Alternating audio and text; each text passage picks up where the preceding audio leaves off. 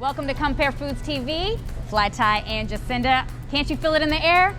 It's fall in the Carolinas. It's our favorite time of year. Cooler temperatures, pumpkin spice, and food that warms you from the inside out. So that means one of my favorite meals. It's so delicious. Soup. Well, whether you call it soup, stew, or sopa, it's delicious. And you can put anything in it, Jacinda, like pasta and spices, even meat. So let's go shopping. Let's do it. So make your sopa healthy. Put vegetables in it from, carrots to celery, even squash and zucchini. You could pretty much put anything in it and it'll always come out extremely tasty and so delicious. So start in produce.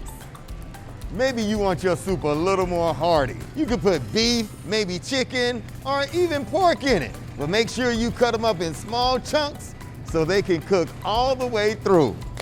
What I really love about making soup is that it can fill up the entire family and you can get multiple meals out of it. You can put your soup or your stew or your sopa over rice or potatoes or even dip some crackers in it. That sounds good. You can find all of those items right here at Compare Foods. And don't forget to follow us on all of social media.